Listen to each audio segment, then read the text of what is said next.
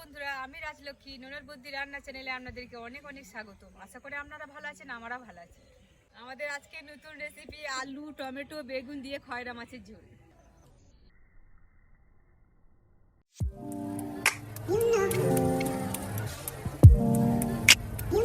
খয়রা মাছ বানানোর জন্য আজকে আমি 3টে আলু কেটে নিয়েছি, 3টে বেগুন কেটে নিয়েছি, পেঁয়াজ কুচি, টমেটো কুচি, আর মশলার জন্য আমি নিয়েছি জিরে, লবণ, হলুদ, সাদা সর্ষে, পাঁচফোড়ন, কালো সর্ষে, শুকনো লঙ্কা, ধনে গুঁড়ো, কাঁচা লঙ্কা, চিনি, পোস্ত, তেজপাতা, ধনে পাতা আর সর্ষের তেল। কড়াই গরম হয়ে গেছে, এবার আমি পরিমাণ মতো তেল দিয়ে দিচ্ছি মাছ ভাজার জন্য। আমি শিলনোড়াতে সাদা সর্ষে, কালো সর্ষে, জিরে আর কাঁচা লঙ্কা একসাথে বেটে নেব। আমার তেল খুব ভালোভাবে গরম হয়ে গেছে, তেল থেকে ধোঁয়া বেরোচ্ছে। এবার আমি খয়রা মাছগুলো ছেড়ে দিচ্ছি।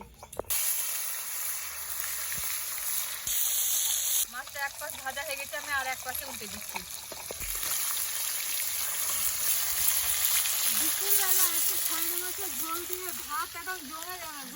খয়রা মাছ আর বেগুন টমেটো দিয়ে ঝোল যা লাগে, বেগুন একবার জমি টাটকা বেগুন নিয়ে এসছি, কিনে আসছে। মাছের ঝোল একটু জমে যাবে। ছোট মাছের ঝোল, ছোট মাছ শুধু ঝোল খাওয়া না, ছোট মাছে কত রক্ত হয়ে জানো, প্রচুর ভিটামিন। আমার মাছগুলো খুব ভালোভাবে ভাজা হয়ে গেছে, এবার আমি মাছগুলো তুলে নিচ্ছি।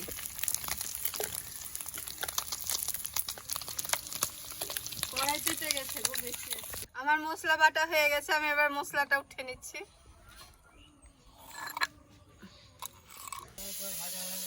খয়রা মাছের ঝোল বানাতে বিশেষ কিছু লাগে না, সর্ষে লঙ্কা, জিরে, কাঁচা লঙ্কা বাটলেই বেস্ট মশলা। খয়রা মাছগুলো আমি ভালোভাবে লাল করে ভেজে নিয়েছি, আর আমি বেগুনগুলো লাল করে ভেজে নেব।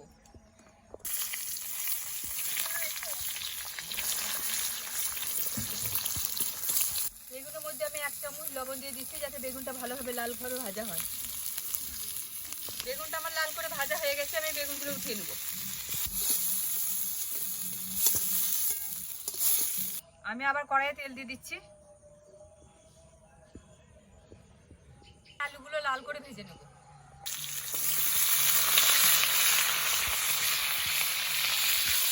আমি আলুর মধ্যে 1 চামচ লবণ দিয়ে দিচ্ছি, যাতে আলুটা ভালোভাবে ভাজাও হয়, সিদ্ধ হয়ে যায়। আলুগুলো আমার ভালোভাবে লাল হয়ে গেছে, এবার আমি উঠিয়ে নিচ্ছি। এবার আমি শুকনো লঙ্কা দিচ্ছি, পাঁচফোড়ন, তেজপাতা। এটা হালকা লাল হয়ে গেছে, পেঁয়াজ দিয়ে দিচ্ছি। পেঁয়াজটা লাল করে ভেজে নেওয়ার পর এর মধ্যে ভেজে রাখা আলুগুলো দিয়ে মিক্স করে নেব।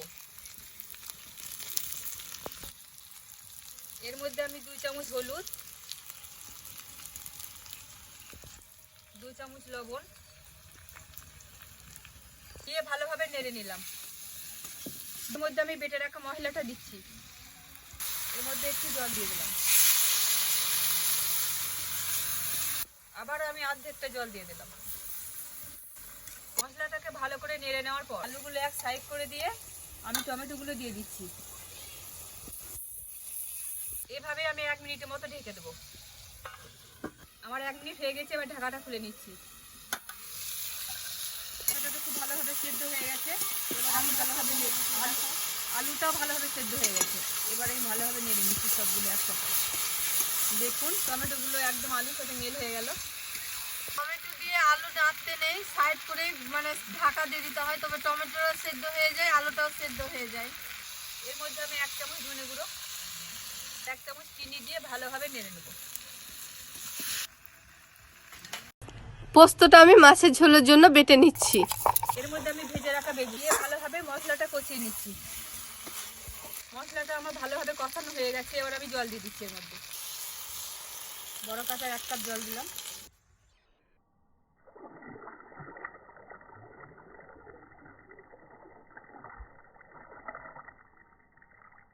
এর মধ্যে এই কাপে 2.5 কাপ জল দিলাম, আপনারা আপনাদের পরিমাণ মতো জল দিবেন। 5 মিনিটের জন্য আমি এবার ঝোলটা ঢেকে দিচ্ছি। 5 মিনিট হয়ে গেছে বন্ধুরা, এবার আমি ঢাকাটা উঠিয়ে নিচ্ছি। ভালোভাবে ঝোল আমার ফুটে গেছে, সবকিছু সিদ্ধ হয়ে গেছে ভালোভাবে। এবার আমি মাছগুলো দিয়ে দিচ্ছি।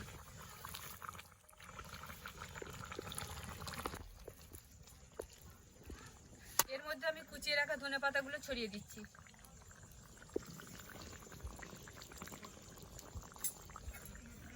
এটা আমি আর ঢাকবো না, এটা আমি 2 মিনিটের মতন ফুটিয়ে নেব। আমার খয়রা মাছের ঝোল পুরোপুরি রেডি। এবার আমি একটু পোস্ত দিয়ে নামিয়ে নেব। বন্ধুরা, আমার মাছের ঝোলটা পুরোপুরি কমপ্লিট। এবার আমি নামিয়ে নিচ্ছি।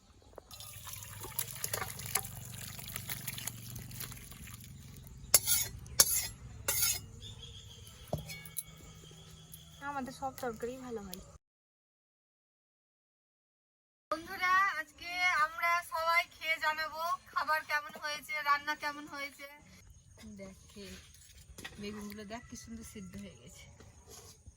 তুই তো আবার আলু ভালোবাসিস, আলু নিয়ে এলে একটা।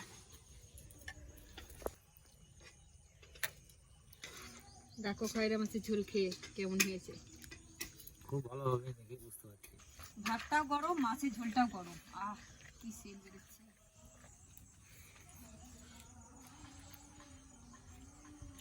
বন্ধুরা, গরম ভাতে খয়রা মাছের ঝোল দিয়ে খুব সুন্দর লাগছে খেতে। শীতের সময় হেভি মজা লাগছে খেতে।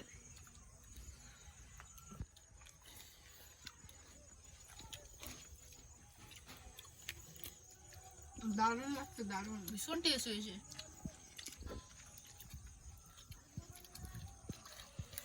হেভি হয়েছে, হেভি হয়েছে।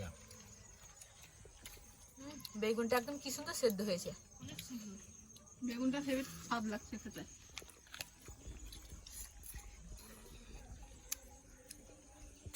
বন্ধুরা, আমাদের যদি ভিডিওটা ভালো লেগে থাকে লাইক কমেন্ট শেয়ার করুন। সাবস্ক্রাইব করে বেল আইকনে ক্লিক করুন। আপনারা ভালো থাকুন, সুস্থ থাকুন আর আমাদের ভিডিওটা দেখতে থাকুন।